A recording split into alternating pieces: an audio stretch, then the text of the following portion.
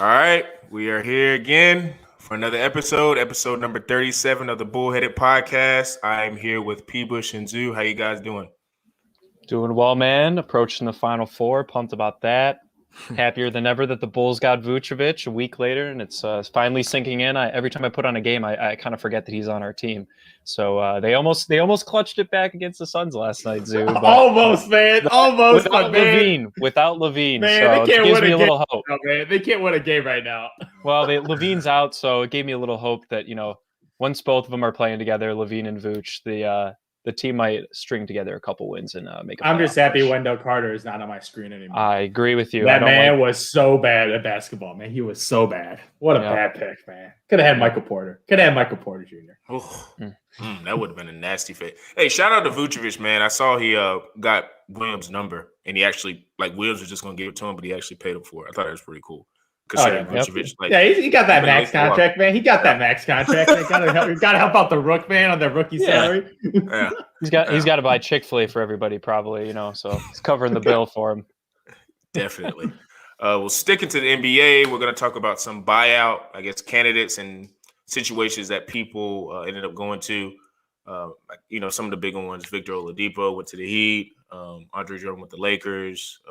The Nets got Griffin, Aldridge, pretty much everybody for their buyouts. So I wanted to ask the fellas, which buyout do you see making the biggest impact? It could be to get into the playoffs. It could be, in the finals, whatever it can go. And Zoo, I'm going to start with you, man. Which buyout person is going to be the biggest impact?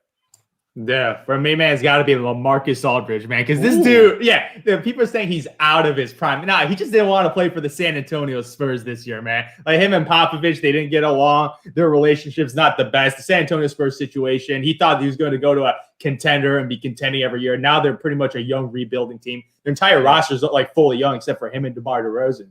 So right now they're going fully young right now. LaMarcus Aldridge wanted to get out, so he started sucking it up like Blake Griffin, so he wasn't trying as much. And this guy's still money. The year before, he was putting up 18 points, 9 rebounds. You add that to the Brooklyn Nets. Oh, my God. It's legitimately an all-star team right now, man. It's actually incredible how much talent they got. And Joe Harris, the sniper, dude's a luxury, man.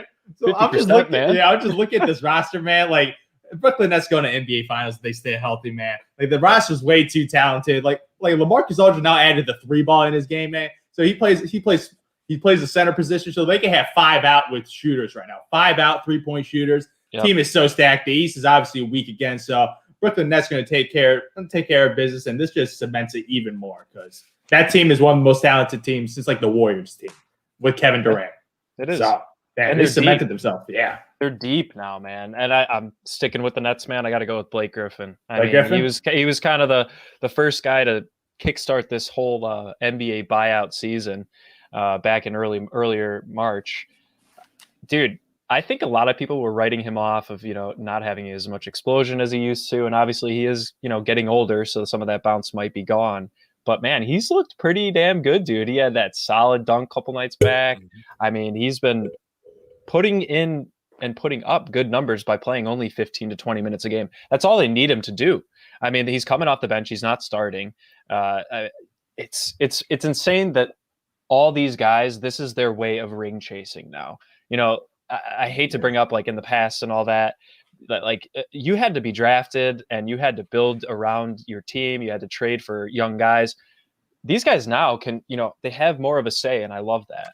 I think that, the NBA was kind of the forefront of sports in that decision, not allowing, but, you see more players moving around. And I just think the Nets took advantage of that. They saw that these guys were on struggling teams. The Spurs have just kind of started slowing down. They were pretty hot at the beginning of the year, surprisingly. Zoo, I know you're happy that they're slowly dropping out of the playoffs. Nobody wants to watch the Spurs except for San Antonio fans. Now that LaMarcus Aldridge isn't there, it's even less fun to watch. I mean, I feel bad for DeMar DeRozan, man. I think the Toronto Raptors gave him a short end of the stick, but it paid off for them. So, look, the Spurs are a tough situation right now. Like you said, Zoo, they're kind of semi-rebuilding, even though they do have DeRozan there, and they had LaMarcus. He wanted to get out, but Blake, man, he needed to get out of Detroit, and it's better for him. I'm sure mentally he's on another level now. He doesn't have to worry about being the guy there, worrying about his coach and all these players that are pretty much just moving in and out of the roster, every couple weeks, man. I feel like the Pistons are just moving people up and down in the G League and out. Never Pistons. Yeah. So he needed to be out.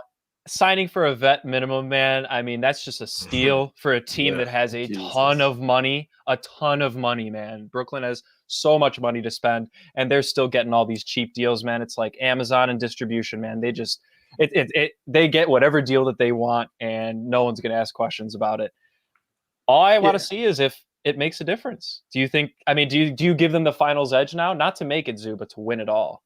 With these two additions. Because right now, because my pick was the Lakers, but with AD's injury and LeBron's injury, and they're trying to salvage it with getting Andre Drummond. He's a nice little player. They get a nice little center by it. Nah, he ain't that good. He's just a really nice rebounder. But overall, AD's and LeBron's help, I'm very concerned about their health. Especially the multiple. Oh yeah, absolutely. Especially AD more than LeBron, obviously, because I believe in LeBron. For sure. The guy's Wolverine out there. But Anthony Davis, man, this guy has an injury history, man, and his ability of rising through the challenge of going deep in the bubble in the short turnaround. The short turnaround is just not normal for athletes, and it just takes superhuman athletes. That's why I feel like a lot of these teams. That's why I feel like the Heat had a slow return, because just going through that finals run is just hard on the body. Same thing with the Celtics. All these teams that made deep runs are having slow starts in the NBA because of the ability to recover is just so short for them. Except for obviously LeBron James, who's superhuman, but. Like Andre Drummond, man, that's a cute pickup, but not gonna turn the needle. But I think they need some additional help too, because the West right now, it's looking real hard this year. Real hard, especially with the upgrades in the West, with all these West teams loading up, man. They're going for the Lakers throw, and for the Lakers, I don't think it's a consensus that they're gonna get out the West this year.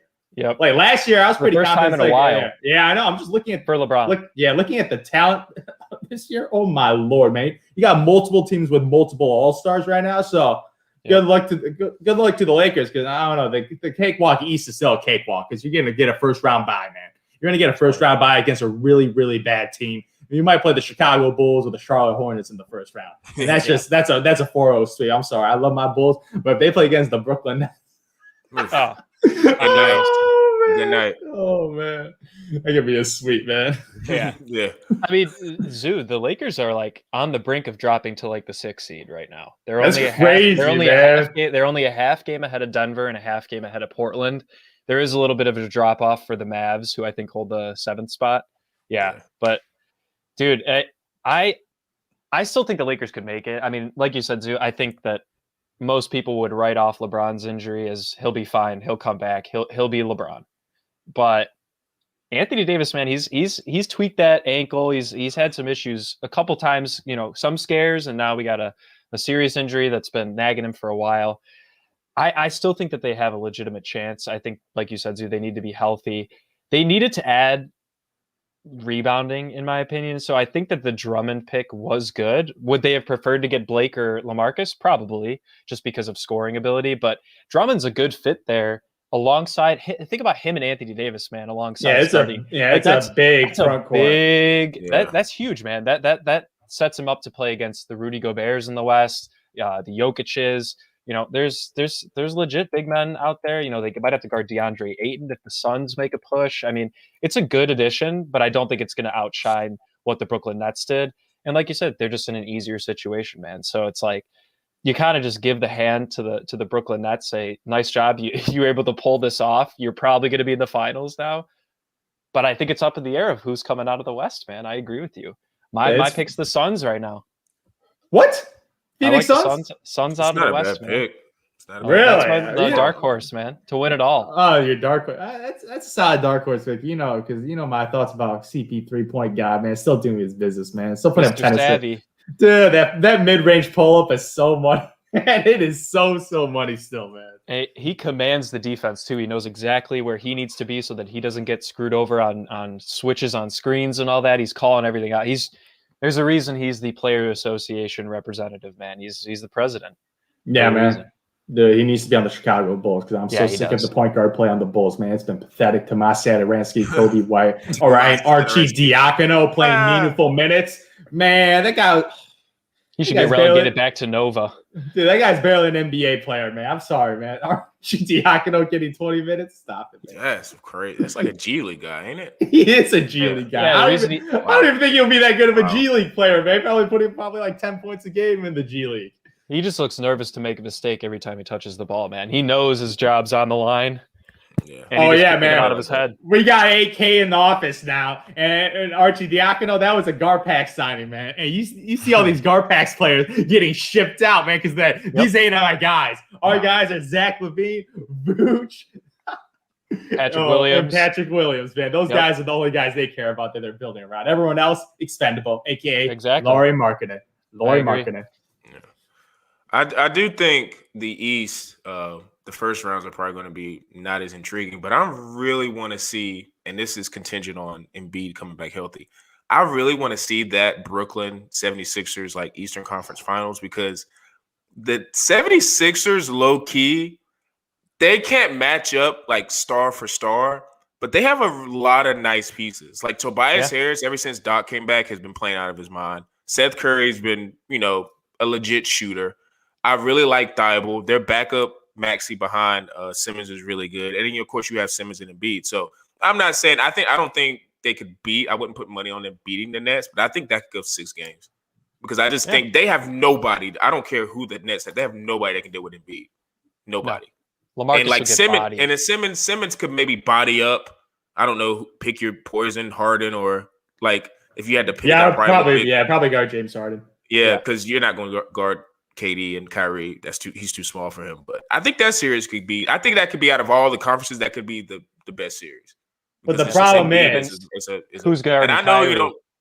Nobody. Tobias Harris is a fake star, man. He's a fake max player. He's good with Doc, though. No. Do you know what he does in the playoffs? Money time, 15 a game. Yep. 15 a game on 42%, man. That's Tobias Harris in the playoffs, man. He's making $30+ million, and he's putting up 15 points in the playoffs, man.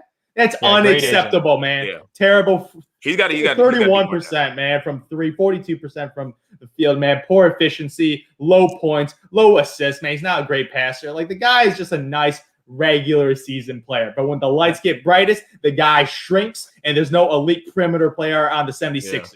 It was Jimmy Butler, and he didn't want to stay there, so they messed up there. And I still don't understand why he didn't want to stay there. And the Rockets really messed up because they could have got Ben Simmons. Yep. And low key, just keeping James Harden away from the Nets and adding it to the Sixers. Yep. That would have just evened the odds, man, right now from the Brooklyn Nets and Sixers. So low key, the Rockets screwed them over because they gave him a great package. And I was saying, how the hell do you say no to Ben Simmons and a draft pick? Man? I don't think they ever made that. It was reported. I don't think he did. Yeah. I don't think he Wojnarowski, it was reported trade, man. It was a reported trade. They turned him down because I think there's just ill feelings with Daryl Morey. They didn't want to deal with them. But that ill feeling is going to screw over the franchise over for the next half decade because they are screwed. They are so screwed. They are. You see that team going on a 20-game losing streak? And if they would have made that trade, Zoo, for Harden, this is talking about the 76ers, dude, that could have changed how the buyout went out too. I mean, Blake or LaMarcus could have gone to Philly and played with them alongside Embiid instead of that was a historical trade, man. It balanced the power, man. It shifted really a lot of teams. It did. And we'll never know. We'll never know. We just got to deal with another stacked 1, 2, 3 seed in the East, and then it's garbage from there, man. Typical Eastern Conference. Man, it's really bad at the bottom, man. It really is. Speaking of trades, we had a unique trade, to say the least, in the NFL with the 49ers. They traded up from their spot all the way up to number 3 with the Miami Dolphins to I think stake claim to a quarterback. There's been a lot of discussion about who they're going to take at number 3, and I wanted to ask the guys, who do they think would go at number 3? Who would they take? Would they even take a quarterback? Would they take a skill guy? P-Bush, what are you thinking right here? This was tough, dude, because this was a ballsy trade by John Lynch, man. I will say he gets it done. Like, if he wants somebody or he wants to make a trade, like John Lynch is a solid GM. I know people think he may have overpaid for Jimmy G, but man, it got them to a Super Bowl, and they were not at that level for a long time since the Kaepernick days back in the early 2010s. So this guy likes to get deals done. Now, this was weird to me because I feel like in the NFL, you usually don't see players traded that much. You see a lot more draft movement. But if you're looking at like a trade to move up from I think it was the 12 spot, right? The Niners were at, and then they moved up to 3 with the Dolphins. But there was no players included at all. It was just that pick for 3 first rounders, 1 being in the current year, and then 22 and 23, and then a 3rd rounder. It was interesting to me that no player movement was involved, especially if they're moving up to take that number 3. And they're looking to legitimately draft a quarterback, which I think they will. Yeah. You have to. You have to. You cannot draft like defensive end. Right. It up that much. Exactly. But what are they going to do with Jimmy G? They keep saying that they're not going to trade him, but there's also reports saying that they won't accept anything less than a 1st rounder for him. Coming off. But listen to this. Coming off, as we have discussed many a time, a very subpar Super Bowl in 2000 well, that would have been 2020, right? But the 2019 season Super Bowl. And then he gets a massive injury. He's on a $100 million contract. Who's going to trade for him? But they have to if he really wants to move him, they're trying to recoup the draft capital that they just gave up to draft, I think, Justin Fields. And I think they'll take him because I think Zach Wilson and I think obviously Trevor Lawrence will be gone. So their decision is going to come down to Trey Lance, who's had great pro days, man. He's been balling out up there in North Dakota as the Bears and Seahawks went up there to talk Russell Wilson, but that's way in the past now. So I think they'll take Fields. I think Shanahan likes, a guy that can, move around. He doesn't like to throw the ball down the field that much, but they don't need to, man. I mean, they have George Kittle, they got Deebo Samuel, Ayuk. These guys could be legit. I think they just need a little bit more of a mobile quarterback instead of a no mistakes, I can't make any mistakes quarterback that Jimmy G was kind of brought up in the Patriots system. I think they got to go with Fields, man. I think he's the most exciting besides Trevor Lawrence. And I just think that that's right up Kyle Shanahan's alley. But I just don't want them to draft him and keep Jimmy G. I really just don't think that makes much sense. Yeah.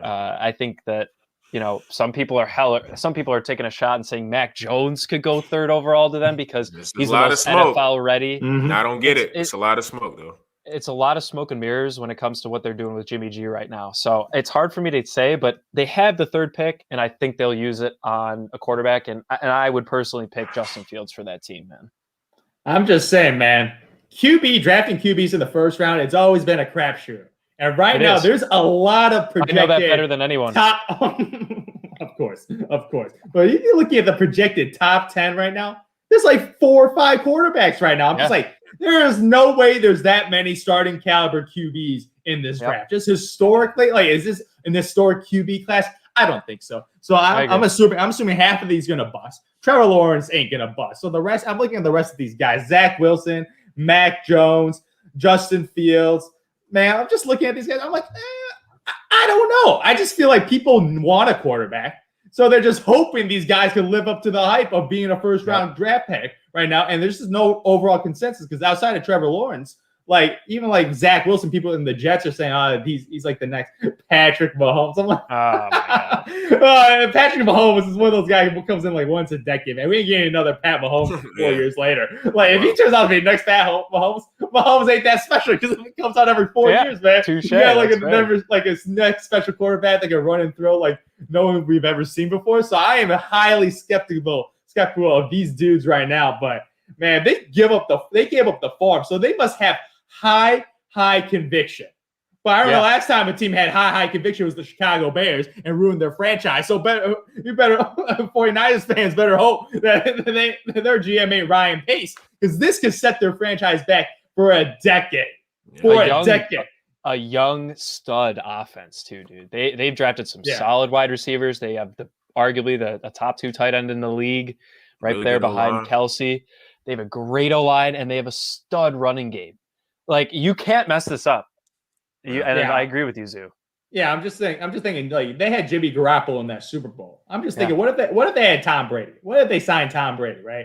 And obviously, Tom Brady historically just clutch, not going to miss the big time throws. And obviously, Jimmy G missed that throw to Emmanuel Sanders, which pretty much cost the Super Bowl. So you just think of those situations. They were this close. It is so hard to get back to a Super Bowl. Like those opportunities don't come up much because obviously with injuries, you never know, man. With injuries, that's such a massive outlier that you can't really predict that. So right now, they're hoping for the new franchise quarterback, and I'm hearing Mac Jones from Alabama. I remember them. I do not remember the last great Alabama QB. Like, what was the last great NFL QB from Alabama? Well, I think he's not great. I mean, he's still young. I wouldn't say he's great. Yeah, no, but they're better at the AJ McCarron's like the only one that's like actually AJ McCarron. He's not great, but he's played a decent amount. He's gonna be a career backup. He's a backup. Jalen Hurts might. Would you count him? Even though stop, man. He can't throw. Stop. He can't throw yet, man. Unless it turns out I'm buying that stock. You're buying that stock? It's real low, but I don't know. The Eagles, man, like they're putting all their faith in the man. They can't really throw, man. You better be the next Lamar Jackson. That's pretty much all you can say. He's got to be one of those hybrid QBs, just rely on their legs more than their arms. But as a thrower, Lamar man, type offense, yeah, exactly. But it's hard to win, as you see in the playoffs. Yeah. Lamar has a tough time. That's why they couldn't get any receivers.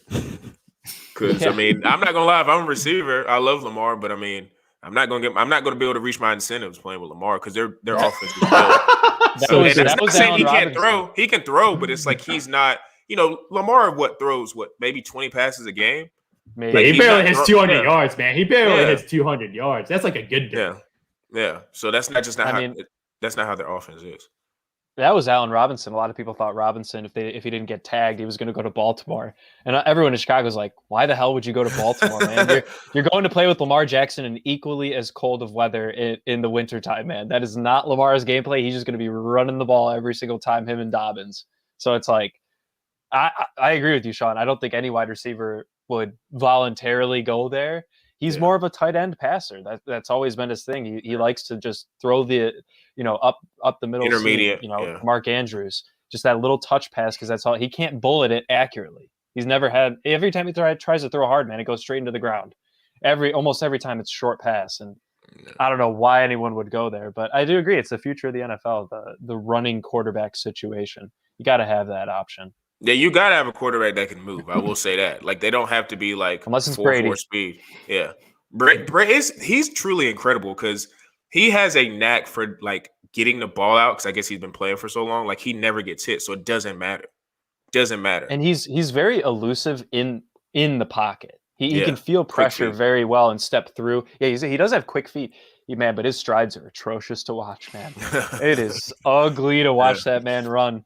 That's why he just jogs off you just see him jogging, man. That's really all he does. But we'll see what the 49ers do. Yeah, I'm interested to see because they're of course throwing out the report saying, oh, we're going to keep Jimmy G and they're going to draft a quarterback. But in today's day and age, man, like the whole sitting behind, like I know Jordan loves doing that in Green Bay, but like usually the guys, if you can play a little bit, they're going to put you out there. So to me, if like Jimmy G in 2 to 3 weeks is playing and they're like 1 and 2, the new guy's coming in. So I mean, I guess they trade him in season. I don't know how the trade deadline stuff works in the NFL, but like I just don't see it working because Shanahan obviously isn't, and for good reason. Because Jimmy G has been hurt, and when he's played, he hasn't been like the greatest. Like he's been good, but he hasn't been like what they thought they were getting from New England, which is another. He kind of got benched there. He kind of got benched. They said he was really hurt, but. He had his helmet on the sideline, man. And, CJ Bettard comes in, and I think he may have even won that game if I remember correctly. It might have been the only one he did win. But would you take him in Chicago? I mean, what pick do you got? There. Y'all have a first rounder? Yeah, they have a first rounder, but I think it's the 20th overall pick. They might take that, but dude, there's no reason for the Bears to do that. Take that. They would take. There's no reason for the Bears to do that. It's too big of a contract. I don't think I would do that. But you know what, man? Ryan Pace would probably make that trade. So I have no say in it, man. No, none of us do. So at the end of the day, man, I gotta root because the Bears are like you guys are. I just feel like I don't know because mediocre. I don't know if like Jimmy G is not necessarily the guy, but it's like where you guys are drafting, you guys are not going to get a quarterback. Yeah, but you're going to be from good. Chicago. So. He's from Chicago. I mean, he has roots. He went to high school like a couple towns over from Listen, where I know Zoo you and don't I grew like, up, man. Like, I don't think you like Nagy as much, but I think if Nagy could get a quarterback that's like better than Trubisky, I think he could unlock some shit. I think he's good. Nah, he really just like thinks Nagy. He's good. He thinks he's good because he learned from Andy. I think Reid, Trubisky man. handicapped him a lot, man. I think vice versa, but let's not get into that. Nobody handicapped Trubisky, man. He's just not that good at football, man. Just accept the fact. He's a career backup. He's where he belongs. But he's better than Josh Andy Allen, Dalton, man. Better than Andy Dalton. Yeah, Andy Dalton. I don't even $10 million. Stick with what you got for a lot cheaper, man. There's no reason to make that signing. Nah, Brian Pace just couldn't look at the failure of his failures every day, man. Hey, this will never happen. This will never happen. But your boy Aaron, he's frustrated in Green Bay. They don't want him. Dude, heartbeat. If he would have ever go to the Bears, that would be, oh my God. That would be like the low-key, man. Low-key, I want him to leave the Packers, man, because that relationship, I just feel like they're never going to win together. They're never going to win together. Even last year, I had no faith of them beating the Buccaneers, man. Zero faith at all. Yeah. I have open arms for that situation, man. God, if he were to do that, oh my God. Him and Allen Robinson. I would love because fans are I'd trade 7 years of first rounders for him. 7 years. Yeah. Virginia McCaskey, the owner of the Bears, will probably have passed away by then. So she's not going to have to deal with that. They need to sell the team, and they need to make that damn trade match because I want Aaron Rodgers in the Bears uniform. And Aaron Rodgers, his personality, like, if I had to pick one quarterback to do that, he would do it. Oh, he's petty, man. He's petty, man. Mm-hmm. He's definitely the quarterback to do that. So that would be pettiest. Besides maybe Brady. Brady's a pretty petty man. But he just doesn't need to be. Yeah, he's the GOAT. I don't know why he's. No, I guess that's what drives him though. So, but last topic of the day or the night, Final Four. You know, Gonzaga. We all knew. I guess some of us, like Zoo, had a good idea of where they were going to be there. Baylor's there. You know, surprisingly, Houston, and I think the most surprising is UCLA. Yeah. That was a really never thought. I don't think I had them. I did like 2 or 3 brackets. I didn't have them going far at all. So props to them. But want to get the guys' Final Four predictions on who they think is going to win the championship game. Might even get them to throw out a score. Zoo, go ahead and start with you, man. I already know where you're going. Like I said, man, I said Gonzaga and Baylor were the 2 best teams in college basketball. I had them in the championship game. They fit the Zoo Big 3 criteria of my AP polls being top 12, baby. I'm telling you that. You're right. No, but the funny part is, Houston was also in the week top 12. They were. 3 out of the top 4. So obviously UCLA, the outlier, they're not going to win. They're Cinderella. Cinderellas don't win championships. So they're out. So my 75% chance that my criteria is going to still stand.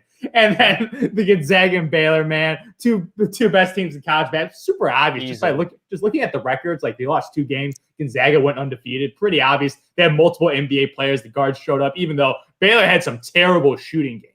Like, they looked atrocious off, and they still won. So their defense is legitimate, and if they start hitting 3-point shots, obviously they're going to be so hard to contend. But Gonzaga looking like an historic team, man. They are. Like, I think historically, in the last 20 years, they're one of the 5 best college basketball teams of all of them right now. So I put them in the top 5. I put them with the Villanova team, the Anthony Davis Kentucky Wildcat team, even like that UNC team in OA with like 4 NBA guys. So, like, this is a historically great team, and has any game been close? No. They've won every single game by double digits. Vegas spread has them winning over like minus 14 right now. So another blowout game in the Final Four. So obviously, like, Gonzaga was the favorite. I had them as the favorite. I took them over the field. Everyone did. Based on the percentages, man. So I'm just looking at it. I'm just like, you're right, it feels so good when my predictions come true. Just by looking at the numbers, man. Looking at the stats, man. It feels 2 nice. more games to play. 2 more games to play, man. 14 and I'm not games. saying, all right, Zoo, let me just pipe in here. I'm not saying UCLA is going to win this game, but I do have to shout out the Pac-12. I do have to shout out the Pac-12 because they showed up in this tournament, man. Oregon State had a hell of a run. I think that's going to help them. I mean, they were projected last in the Pac-12, man. Oregon State was projected at the beginning of the season last in the Pac-12. Crazy. They win their tournament. They come in as a 12 seed. They win 3 games in a row, man. But obviously, Houston's offensive rebounding, they just couldn't get over that. And looking at the Houston Baylor game first, this is a great game. We got a Texas rivalry here. That's going to be pretty fun for the fans. Obviously, for however many can attend, I think they're doing like 17,000 in Indy. So we'll see how that turns out. But look, man, Baylor, they have an insane guard play. They have 3 legit guards. Davion Mitchell, who I get a kick out of every time because he's got D. Mitchell on his jersey and he wears number 45, man. Yeah, that's by design. That is by design at its finest. He's a similar playing style. He loves that mid-range, loves to pull up. Not saying he's as good as Donovan. Just you could see he's trying to mirror his game. And Zoo, you have always said throughout the 10-plus years that I've known you that guard play in college will win you championships. And for me, the only thing that throws me off on Gonzaga is if they can't get Timmy going, they end up faltering a little bit. Not to the point that they're going to lose against a bad team like UCLA, bad in Final Four, definition bad team. Yeah. But so it's just different. I think that Baylor, their defensive intensity has increased as the games have gone on. I think they were a little lax at the beginning, just trying to get their feet under themselves. Maybe they were just underestimating their opponents and keeping them in the games, but they've really picked it up. They need to hit threes, man. And the biggest part, they need to rebound the hell out of the ball against Houston, man, because Houston is the number 1 offensive rebounding team in the country. They had 20 plus offensive rebounds against Oregon State. And that was only a 6-point game. So I think Baylor's going to work I think Baylor's going to work Houston. Houston is the only Final Four team to ever get to the Final Four by only beating double-digit seeds. They've beaten only double-digit seeds this entire tournament. That's crazy. I'm not writing off Oregon State because I think based on how they played, you could have assumed that they were about a 6 seed, right? Just how they've been playing. But I got Baylor in this one. I think it's going to be big. I got them. If you're a sportsbook guy or gal, -5, man. It's -5 Baylor, 100% all the way. Advise on that. Yeah, but man, Gonzaga. Oh, I can't. I have nothing to say. This is why I had him in this spot. I had him in the Final Four. You had him in the Final Four. I know.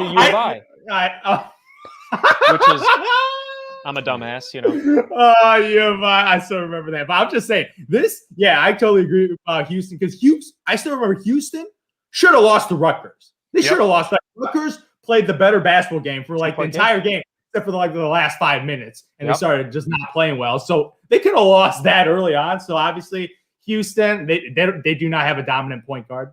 Nope, not at all. So based on the Zoo criteria, they're gonna take the fat L against Baylor, man. Yeah. Easy loss, man. And hopefully we see the 2 best teams, Gonzaga, Baylor. I think that's actually gonna be a competitive game. It will not be a double-digit game like what Gonzaga's been doing to every other opponent. I think in my pregame predictions, I had an 8-point game. They won by 8 points. So I'm showing some respect to Baylor because they have some nice stars, man. And they show up this year. They only had 2 losses this year, and they didn't choke in the tournament like bye.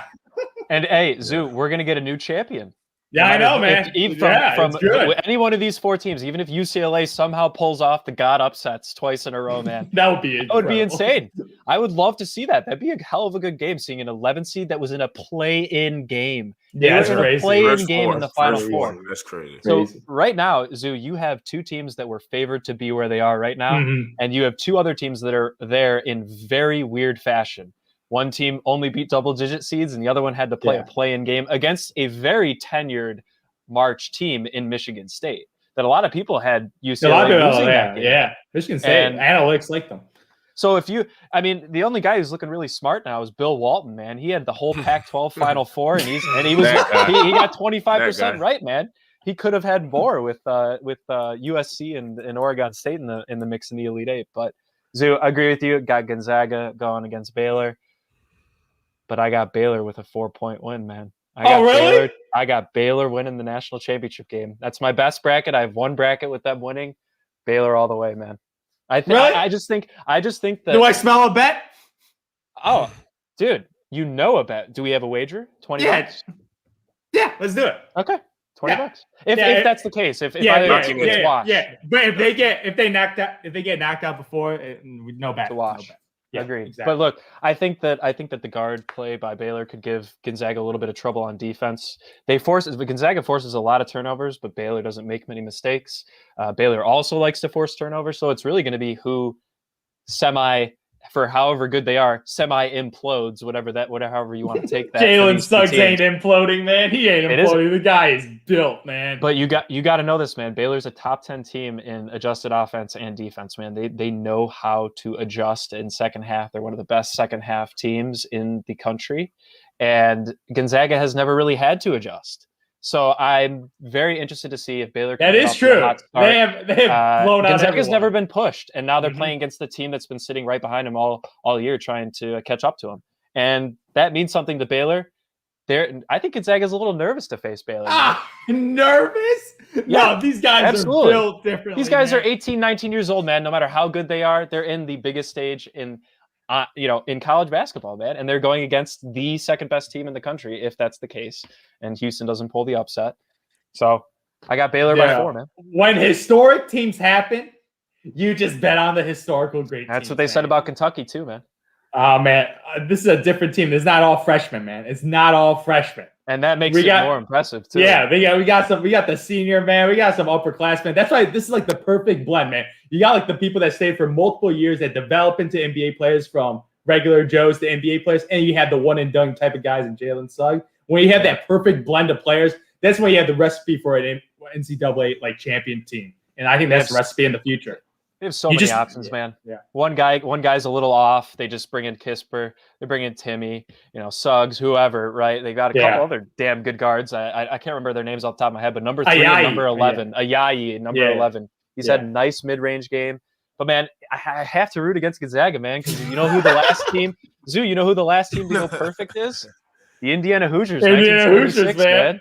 So it's been what? This will be the 45th anniversary of the last perfect season. Wow, so crazy. You're talking about top college teams of all time, man. Mm-hmm. Yeah, that Indiana Hoosiers team's right up there for going the last perfect season. I got to root against Gonzaga, man, even though I know they'll probably win. I know they'll probably win, but I do think Baylor could give them a legitimate run for their money. But it'd be a very close game. Oh, yeah. It would not shock me if Baylor wins, because they're a tremendous basketball team. But when you got a historical team, man, I'm picking the historical team every time. Touche. I do think, but I guess the interesting subplot with Gonzaga and UCLA.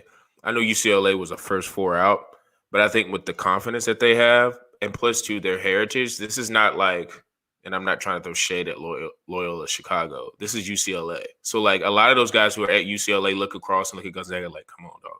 Like, even though Gonzaga is a beast, like they're not the typical first 4 out, like the first, like, the first round, like they're a historic program. So I bet you they're thinking like, them.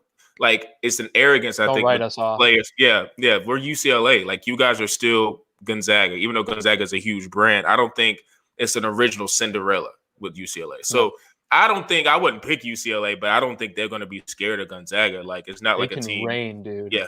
If they get hot. And I like their little point guard. I don't know his name, but he's got the huge dreadlock. Jazam. No, he's like 30. It's another guy. Campbell. Tiger. I think it's Tiger or something. I think it's Tiger Campbell. Yeah, he's like the shorter guy. I like him a lot. He's a tough point guard. Really, really tough point guard. I like him a lot. They have good guard play. They have no height though. Yeah, none whatsoever. Height. And I think they're gonna. That's where Gonzaga is gonna just. What's his name? Is gonna come out. He's gonna eat. He's gonna be. He's just got that handlebar mustache, man. He was supposed to cut that. Apparently. Yeah, he was supposed to cut that. I think his mom said. God, hey man. Yeah, he's a little stitious, man. He's a little superstitious. Definitely. So, yeah, it's going to be an interesting Final Four. Histories with Gonzaga. They look like the team to beat. So, it will be nice to see a team run the table. But like you say, man, you never know. UCLA and Houston might. It would be crazy. It would be crazy if UCLA and Houston. UCLA wins. I would be so shocked. I would be flabbergasted. I would be flabbergasted if they beat the Gonzaga Bulls. Yeah. I'm flabbergasted that they're where they are right now. So, hey, man. I'm not Michigan. I'm just saying. They held Michigan to 48 points, man. Yeah, that's. I'm just saying. There's always that one team in the Final Four. You're like, oh, how they make it? Like Loyola Chicago. That was the team a couple years ago. There's always one little team that comes out of nowhere, but that team never wins. I'm telling you, they've never won. Yeah. So like. It's not going to happen. Closest team was Butler, who was the ultimate Cinderella, and they almost beat Duke. So that was the last time a Cinderella almost pulled it off. But some people would argue UConn. Some people would argue UConn as an 8 seed. UConn were an 8 seed when they won. Kemba Walker? With Kemba Walker? The one with Boatwright. You mean Shabazz Napier? Shabazz Napier, man. That was probably I'll give you that underdog team to win. And that was against the Kentucky, who was a 9 seed in that tournament, man. That was a hell of a national championship game. That was a really good national championship game. Hey, maybe we'll get UCLA Houston, man, and we'll both That would be wild. Oh, no, that would be bad, man. Yeah. UCLA Houston. I don't want to watch Houston. No, I don't want to watch Houston at all. I'd watch UCLA play I'd watch UCLA play Baylor. I think that'd be a decent game. But look, man, I want Baylor Gonzaga. I think it's going to happen. Gonzaga. Yeah, but I think we're split on how that outcome. It's destiny, man. It is destiny, man. It's going to happen. Yeah. So we are going to be interested to see who ends up winning the national championship. And then once that happens, March Madness will be over. And I think a lot of people are going to start shifting their focus to the NBA because playoffs are right around the corner. And like you say, with the play-ins now, it's going to be a lot of I love it, man. They're trying to get It's like March Madness again, man. It's March Madness again. Maybe the Bulls will be UCLA, man, and they'll be in the Eastern Conference Finals. They better make the tournament, man. They better get the opportunity. I don't want to see with an 11th seed, man. We don't have our first-round pick no more, man. It's protected, but we don't got that no more, man. Give me that April-May madness, man. Who's behind you? Toronto? Yeah. Washington Wizards. Yeah, you guys are fine. As long as you guys don't just go into the hole. Problem is, the Bulls' schedule is very, very hard. Yeah, their next 2 games are against the Jazz and the Nets, man. The top 2 teams in the league. It's going to be bad. No Zach LaVine either, man. It's going to be rough. But, dude, they gave the Suns a run for the money, man. Yeah, I give them props for the effort they put up, but the way that game ended with a Denzel Valentine turnover was so thin. Because that guy was having the best game of his career, but the way he turned it over, I'm just like, oh my Lord, regression to the mean, man. I'm so sick of Denzel Valentine. He should be the next bull shipped out, man. Him and Laurie, package him up, dude. Yeah, I trade Denzel for a bag of chips right now, man. Package him up, send him to the Spurs, and get DeMar DeRozan. I'm so sick of Denzel Valentine, man. Before we go, go ahead. Go ahead, Sean. Before we go, I was laughing because Russell had his triple-double or whatever the other night, and I was making the reel on Instagram, and I saw one of the first slides I had on the reel was him doing a no look to Daniel Gafford doing a dunk, and I was like, Daniel Gafford, he got hurt, but he looked athletic as hell. I was like, I don't know why those guys hate him. I was like, he looked athletic as hell. I was like, I would put him. That's all he is, as a rolling big. It's because he's on the Wizards. It's because he's on the Wizards. It makes him look good, man. Man, he was awful, man. When he started for the Chicago Bulls, the brother Daniel got Tice. Daniel Tice is nice, man. Oh, man. Tice nice, baby. Dude, what an upgrade, man. What an upgrade, man. That is a hell of an upgrade. Shout out to the Boston Celtics for giving it for free, man. We traded Luke Cornett. Yep. I don't even know who that is. Yeah, there's a reason why. He's an NBA basketball player, man. Barely. Yep. Oh, my Lord. Yeah. But like I said, it's going to be NBA talk, dominating a lot, unless, the NFL comes in with something, a trade. I think the draft's more towards the end of the month. But we're just going to have a lot of NBA talk with the play-in. It's going to be exciting, and I want to see where all the teams land. So make sure you guys tune in for that.